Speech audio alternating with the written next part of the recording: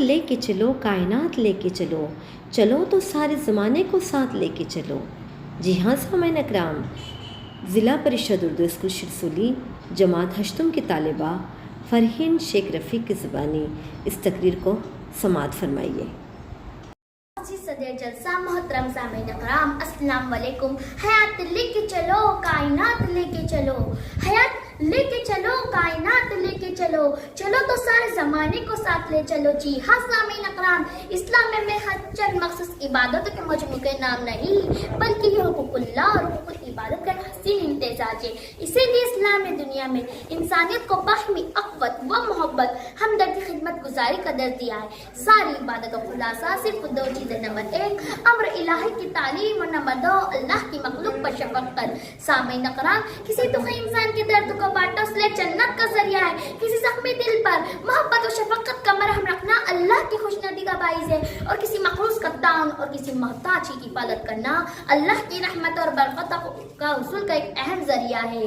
سامعین اکرام، کسی بھوکے کو کھانا کھلانا یا ننگے کو کپڑے پہنانا ہی ایمان کامل کی علامت ہے۔ خلاصہ یہ ہے کہ دوسروں کے کام آ جانا ہی اصلی زندگی، اصلی عبادت ہے، کیونکہ service to man, service to God. سامعین اکرام، کووڈ-19 کے اس وبائی بیماری کے خطرناک لاک ڈاؤن کے دور میں ہی انسانیت کا پرچم ہی تھا جو معیشت کی چال پہ لہرا رہا تھا۔ ہر طرف خوف خطر کا ماحول تھا، مگر اس لاک ڈاؤن کے دور میں صرف اور صرف ہمدردی کا جذبہ غالب آ گیا، اور آج الحمدللہ اس وبائی بیماری سے کسی حد تک ہمیں سکون ملا۔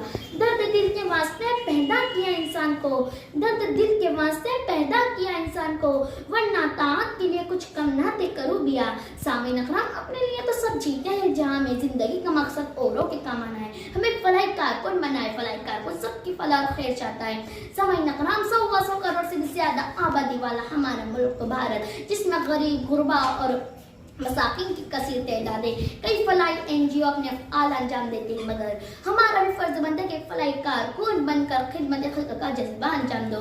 خدمت خلق کا جذبہ ہو یا رسول اللہ، ہر بشر کو کارآمد کی زندگی دے دیجیے۔ سامعین اکرام، نبوت سے پہلے ہمارے آقا تاجدار حرم نے ایک حلف الفضل نامی تحریک چلائی، جس میں کمزور اور محتاجوں کی مالی امداد کی جاتی ہے، جبکہ میں نے اپنی تقریر میں ابتدا میں اس بات کی وضاحت کی ہے کہ خدمت ہی خدا کی خدمت ہے، اور یہ ہمارے نبی کا شیوا ہے۔ وہی قوم بلند مقام حاصل کرتی ہے جو مسائل اپنے مسائل سے حل کرتی ہے۔ سامعین اکرام، خلق خدمت کا کام گناہوں کی بخشش اور رب کی رضا کا حصول کا ذریعہ ہے۔ نماز کے ساتھ قرآن مجید میں زکوٰۃ اور صدقات کا ذکر آیا ہے۔ خلق خدمت ایک مقصد کا جذبہ ہے جس کی تحریک کے لیے کسی رہبر کی ضرورت نہیں پڑتی، یہ تو دل کا سودا ہے، اور رضاکار دل سے عہد کرتا ہے، کسی دکھی انسانیت کی خدمت کرتے تھکتا نہیں، بیزار نہیں ہوتا۔ ایسے لوگ اللہ اور اس کے رسول کی تعمیل کرتے ہیں۔ سامعین اکرام، اسی لیے دنیا میں سے لوگ سرخرو ہوتے ہیں۔ سامعین اکرام، اور میری تمام حاضرین سے گزارش ہے کہ ہر شخص اپنے خاندان اور محلے کے غریب لوگوں کی بلا تفریق مذہب و مسلک فکر کرے، کہیں وہ بھوکے تو نہیں سو رہے، ان کی مدد کرے، ان کی لسٹ بنائیے۔ رفاہی تنظیموں کی ذمہ داری کہ وہ ایسے شیلٹر قائم کرے جہاں پر بلا کسی امتیاز کے دونوں وقتی خوراک میسر اور خدا کے واسطے بات بات پر سیلفی لے کر ان غریبوں کو عزت کا خون نہ کرے۔ سامعین اکرام، حکومت کی ذمہ داری کہ غریبوں کا مفت تعاون اور غریب بیماروں کا مفت میں علاج کرے، اور صرف پہلی سے 8ویں لے کر مفت تعلیم نہیں بلکہ آگے کی ہائر ایجوکیشن میں بھی غریب طلباء کو ایڈمیشن ملے، انجینئرنگ ہو یا میڈیکل سائنس کا شعبہ ہو۔